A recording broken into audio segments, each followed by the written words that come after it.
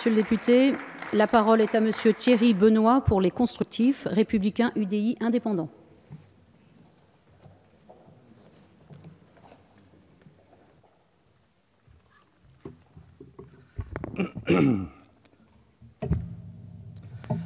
Mon cher ministre, Mesdames et Messieurs les rapporteurs, mes chers collègues, je dirais, Monsieur le ministre, je suis heureux de vous retrouver pour ce premier budget et pour aller droit au but. Si l'on parle directement du point de vue financier, vous devez être un ministre de l'Agriculture satisfait parce que globalement, le budget augmente, donc on doit y voir là un signal plutôt encourageant pour le monde agricole. Le contexte agricole, ça a été rappelé par vous-même et par vos rapporteurs, notamment M. Pellois, M. Moreau, que j'ai écouté attentivement, non pas que les autres collègues n'ont pas été intéressants. Il y a de forts enjeux et je crois que la présence de tous à vos côtés pour réussir la mutation de l'agriculture ne va pas être de trop. Vous avez évoqué la formation. Moi, c'est le premier point que je voudrais aborder en marge de cette discussion budgétaire, former au métier de demain. Et lorsqu'on parle d'agriculture, finalement, vous voyez, on parle de territoire. Il est beaucoup reproché au président de la République de ne pas être suffisamment attentif ou de méconnaître les territoires, mais je suis convaincu que agriculture et territoire ne font qu'un. C'est pour ça que sur les questions de la formation, et notamment l'information supérieure, lorsqu'elles sont développées au plus près des territoires, afin de former les agriculteurs de demain, je pense que nous avons là un sujet majeur. Et je souhaiterais, Monsieur le ministre de l'Agriculture, parce que c'est de votre compétence et vous allez avoir des arbitrages à exercer dans les prochaines semaines, que tout ce qui est proposé par nos lycées d'enseignement agricole, nos maisons familiales rurales, et j'ai une pensée particulière, puisque je suis de Fougères et que vous êtes passé à Fougères, voir la maison familiale rurale qui soumet à votre sagacité un BTS production animale, je souhaite vraiment que pour ce sujet agriculture et territoire, vous puissiez être très sensible à ces questions de formation supérieure en agriculture. Il y a un sujet auquel je voudrais aussi retenir votre attention, Monsieur le ministre.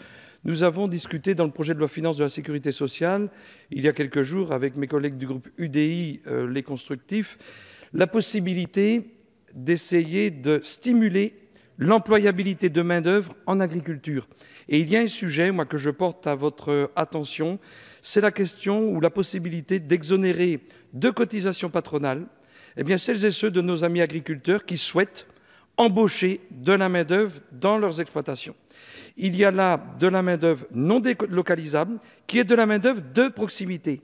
Et on est encore dans cette dimension agriculture et territoire. Troisième point que je voudrais aborder, naturellement, il est crucial, et ça a été évoqué par notre collègue du MoDem tout à l'heure, c'est le revenu des agriculteurs. Dans cet hémicycle, nous avons discuté en juillet, ça a été le premier texte, de la moralisation de la vie publique. Eh bien, Monsieur le ministre de l'Agriculture, il y a certainement un sujet qu'il va falloir mettre sur le haut de la pile, c'est la moralisation des relations commerciales. Non pas que j'ai dans mon collimateur les centrales d'achat et la grande distribution, mais j'ai quand même dans mon viseur, de manière très précise, le rôle qu'ils tiennent dans la question qui concerne le revenu agricole. Et je ne peux pas m'empêcher, en tant que député breton, d'évoquer ce sujet qui fait l'actualité, la pénurie de beurre auprès de nos consommateurs, lorsqu'on sait que c'est dans les régions de l'Ouest, notamment la Bretagne, là où on produit le plus de lait, qu'il y a la pénurie de beurre la plus importante. Tout ça parce que les relations commerciales, disons-le, entre les transformateurs et les distributeurs, et notamment les distributeurs qui sont au contact du consommateur, refusent de passer, disons-le, des hausses de prix liées à la nature du marché, liées au coût de production, liées à la qualité, à la sécurité sanitaire alimentaire. Autre sujet qui va être celui de cette législature, Monsieur le ministre, c'est la trajectoire engagée par votre prédécesseur Stéphane Le Foll de l'agroécologie. Cette nécessité de concilier l'urgence écologique et l'urgence économique, M. Moreau le rappelait tout à l'heure, nous défendons, nous, à l'UDI, les députés constructifs, tous les modèles agricoles, les circuits courts, l'agriculture familiale, l'agriculture dite conventionnelle et même l'agro-industrie qui vise à encourager l'exportation. Il y aurait un sujet majeur, lorsque je parle d'agriculture et territoire, Monsieur le ministre, c'est ce que vous lancez, c'est ce que l'État lance à travers les projets alimentaires de territoire. Vous en voulez 100 pour 2018, 500 à l'aune de 2020. Vous avez raison.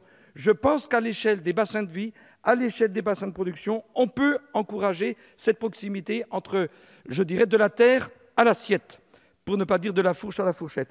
Et enfin, les sujets européens, la PAC, le CETA et le Mercosur, Monsieur le Ministre, puisque nous, au Parlement, je trouve que nous sommes bien démunis et nous devrions avoir des débats précis et surtout des outils afin de veiller à la bonne exécution de ces négociations commerciales entre l'Europe dans le cadre du CETA, mais aussi dans le cadre du Mercosur. Le groupe UDI, les constructifs, vous soutiendra dans cette proposition de budget, mais parce que c'est votre premier budget et parce que nous sommes en début de législature, Monsieur le Ministre, nous vous disons notre volonté de travailler à redonner une réelle souveraineté à nos agriculteurs. Merci. Je vous remercie.